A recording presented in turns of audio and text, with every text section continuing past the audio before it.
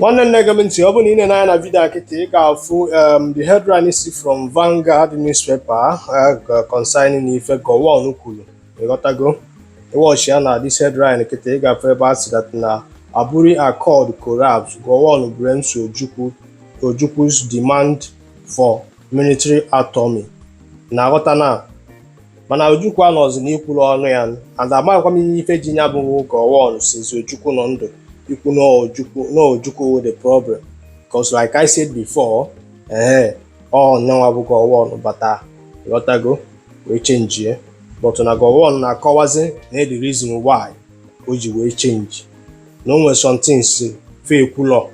Now the worst will understand then katafa ale there na aburi na the word Ojukwu will understand they aburi. Ojukwu will just declare something. So now they surprised.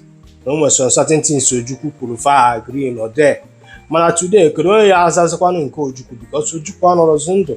So I don't see the reason why AG will put because here I got fan about one-sided story. Do you understand? Honorable no Ojukwu near Ojukwu put a clear the people at there. Man, according to before, my friend now sometimes Ojukwu Basali Abuli. Do you understand me? Like one interview earlier. Basali Yemen and Abuli. I no got some ifo that praise. And I go on no ifo that time. You understand? Man, today Ojukwu another there. So who will defend Ojukwu and call na tete Ojukwu?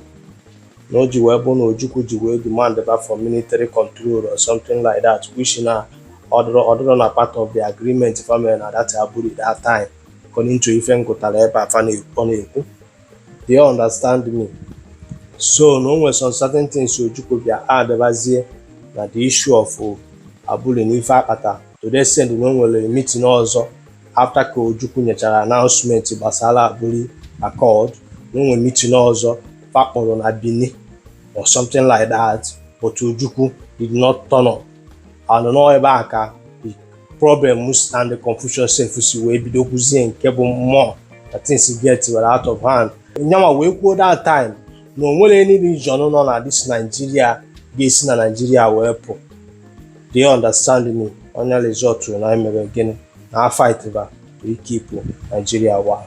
And after ka fight that keep Nigeria one, what happened? My own be say na agreement Ojukwu mere ebe ahụ abụrụ divide Nigeria.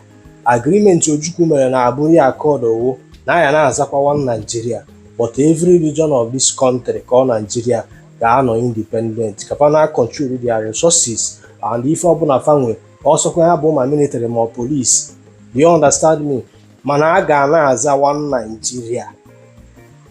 You gotta go now. According to even before I know that you know, just in every region of this country, they are independent. They now control their own resources.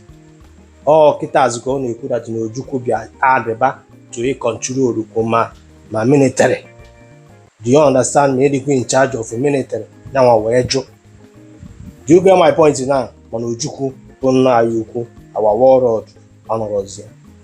Maybe I'm Zaranon, so if you not go on Ojukwu, for me, that have a friend, it doesn't make sense because when you're not with that agreement to clear the air, the interview Emily carried there, although he akita put the air bath.